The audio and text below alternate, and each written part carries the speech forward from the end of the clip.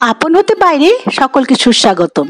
বন্ধুরা, সকলকে আমার আন্তরিক শ্রদ্ধা ও ভালোবাসা জানাই। প্রারব্ধ কর্মের ফল ভোগ করতেই হয়, রেহাই নেই। শ্রী শ্রী মা দিলেন তার সমাধানের উপায়। শ্রী শ্রী সারদা মাকে এক ভক্ত জিজ্ঞাসা করলেন, ভগবানের নাম করলে কি পাপ খণ্ডন হয় না? মা বললেন, কর্মফল, প্রারব্ধ কর্মের ফল তো ভুগতেই হবে। তবে ভগবানের নাম করলে এই হয়, একজনের পা কেটে যাবার কথা ছিল, সেখানে একটা কাঁটা ফুটে ভোগ করতে হলো। বন্ধুরা, বিশাল ক্ষয়ক্ষতির সম্মুখীন না হয়ে তা অল্পের উপর দিয়ে চলে যায়। বিশাল ঝড়ে একটা গাছ শেকড় শুদ্ধ উপড়ে পড়ে যাওয়ার কথা ছিল, তবে তার নামে, তার কৃপায় গাছটির একটি ছোট্ট ডাল ভেঙে যায়। তবে কি? মা বললেন, প্রারব্ধ কর্মের ফল ভুগতেই হবে। প্রারব্ধ কর্ম, সঞ্চিত কর্ম। আমাদের ভারতীয় দর্শনে, হিন্দু দর্শনে দুটি কর্মের মধ্যে প্রারব্ধ কর্ম, অর্থাৎ আমরা যা পাপ কাজ করি, ভুল কাজ, অন্যায় কাজ করি, হয়তো আমাদের প্রকৃতি বা স্বভাববশত করেও ফেলি, সেই পাপ কর্মের ফল ভোগ করতেই হবে, এর বিকল্প নেই। আর সঞ্চিত কর্ম অর্থাৎ পুণ্য কর্ম, তা বলার অপেক্ষা রাখে না। ন্যায়, মঙ্গলজনক, পরোপকারমূলক কাজ, তা সবসময়ই শুভ। তার ফল আমরা এনজয় করি, আমাদের ভুগতে হয় না। এবার এই প্রারব্ধ কর্মের ফল পূর্ব জন্ম থেকে জলের স্রোতের মতো প্রবহমান। হয়তোবা এক জন্মে আমরা কারো বিরাট ক্ষতি করলাম, সেই জন্মেই যে তার পাপ ভোগ করব তার কোনো মানে নেই। যিনি সাক্ষী, দ্রষ্টা, অর্থাৎ অন্তর্যামী, সব দেখছেন, তিনি কখন যে কোন পাকে সেই পাপ কর্মের জন্য ফেলে দেবেন তার ঠিক নেই। অর্থাৎ যে কোনো জন্মে ভোগ করতেই হবে। আমরা বলি না, আমি তো বেশ করছি, কোনো খারাপ অন্যায় করিনি, কাউকে অর্থাৎ আঘাত করিনি, তবে আমার কপালে আজ এত দুঃখ কষ্ট কেন? বন্ধুরা, আমি আজ একটি সুন্দর অসাধারণ কাহিনী শোনাচ্ছি। এই কাহিনী বেশ কয়েক বছর আগে আমি এক মহারাজের মুখ থেকে শুনেছিলাম। একবার এক ভক্ত সম্মেলনে, তখন আমার বয়সটা অনেকটাই কম, তবু ওই কাহিনী আমার মনে দাগ কেটে গিয়েছিল। তবে আমি খুব দুঃখিত, জনৈক সেই মহারাজের নাম ভুলে গিয়েছি। কিন্তু এই কাহিনী সবাইকে যথাযোগ্য স্থানে বলি। আজও আমি আপনাদের সেই কাহিনী শোনাচ্ছি।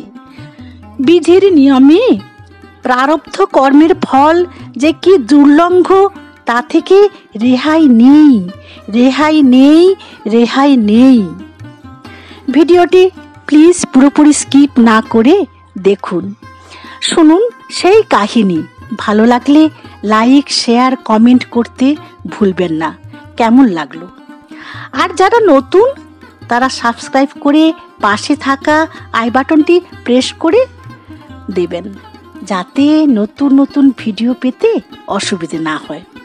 আর বন্ধুদের শেয়ার করবেন। প্রারব্ধ কর্ম কিভাবে ভয়ঙ্করভাবে আমাদের আঘাত করে তার এই কাহিনী। মহাভারতের যুদ্ধে মহাত্মা ভীষ্মদেব সরসজ্জায় শয়ন করেছিলেন।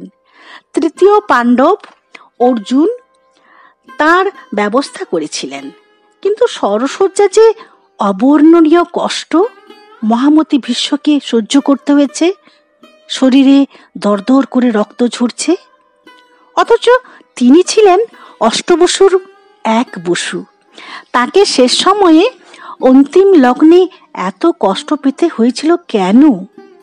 হয়তো আমরা উত্তর দেব, তিনি অন্যায়ভাবে কৌরবদের, পাণ্ডবদের প্রতি অত্যাচারে নিশ্চুপ হয়ে সহ্য করছিলেন, প্রতিবাদ করেননি বা ওই পরিবেশ থেকে বেরিয়ে আসেননি। কিন্তু তারও মূলে আর এক মস্ত কারণ রয়েছে। যখন ভীষ্মদেব ভগবান শ্রীকৃষ্ণকে বলছেন, প্রভু, আমি তো কোনো দোষ করিনি, আপনার কৃপায় আমি আমার এ জন্মের পূর্বের এক এক করে 100 পূর্বজন্মের কাহিনী জানি। আমি কি ছিলাম বা আমি কি করেছি, আমি তো কোনো দোষ দেখছি না, তবে কেন এই দুর্ভোগ? তখন ভগবান বললেন, তুমি কি তোমার 101 জন্মের কথা জানো? তুমি কি করেছ? বিশ্ব উত্তর দিলেন, না, জানি না, দয়া করে বলুন, কেন এই দুঃসহ যন্ত্রণা ভোগ করছি? ভগবান শ্রীকৃষ্ণ বললেন, 101 জন্মেই তুমি এক রাজপুত্র হয়ে জন্মেছিলে, আর বিনা কারণে তোমাদের রাজপুরীতে পোষা যেসব পশু পাখি খাঁচায় থাকতো, তাদের শুধু তীর দিয়ে খোঁচাতে। তারা তো তোমার কোনো দোষ করেনি। সেই তীরের খোঁচা আজ 101 বছর পরে ভোগ করছো। তার ফল ভোগ অন্য কেউ তো করবে না। তোমার প্রারব্ধ অর্থাৎ পাপ কর্মের ফল তোমাকেই ভোগ করতেই হবে, এ থেকে রেহাই নেই। সুতরাং সুধী বন্ধুরা, তাই তো শ্রী শ্রী মা বলছেন, প্রারব্ধ কর্ম ফল ভোগ করতেই হয়, তবে সমাধানও তিনি দেখিয়েছেন। তাঁর নাম করে যেতে হবে, ঠাকুরের নাম করে যেতে হবে, তা তিনি যারই যা ইষ্টদেব হন না কেন। তবে তিনি কৃপা করে দেবেন, করে দিয়ে একটু হালকা করে দিবেন।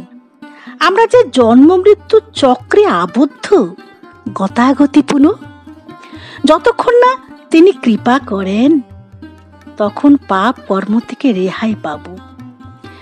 পুণ্যকর্মের ঝুলিটা তার নামের মহিমায় তবেই তো ভারী হবে। স্বয়ং শ্রী শ্রী মা একবার বলেছিলেন, তিনি একমাত্র বলতে পারতেন, আমার কোনো পাপও নেই, পুণ্যও নেই, কারণ জগৎ জননী স্বেচ্ছায় এই দুঃখের পৃথিবীতে এসেছেন আমাদের শেখানোর জন্য কি করলে আমরা জন্ম মৃত্যু চক্র থেকে উদ্ধার পাব, আর জন্মাতে হবে না। সুতরাং আমরা সবাই কর্মফলের অধীন, আর নিজেদের চেষ্টা করব নিয়ন্ত্রণ করতে। উপকারের চেয়ে আগে দেখব কারো যেন অপকার বা অন্যায়ভাবে ক্ষতি না করে ফেলি, তা সে অবলা জীবই হোক আর বলা জীবই হোক। আসুন সবাই আমরা যেন বদ্ধপরিকর হই প্রারব্ধ কর্ম থেকে রেহাই পেতে। যদি আমরা সচেতন হই, তার নাম জপ করি, তবেই পাবো রক্ষা, তবেই পাবো রেহাই।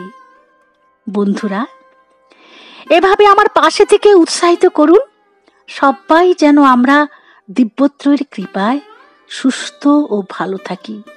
জয় দিব্য।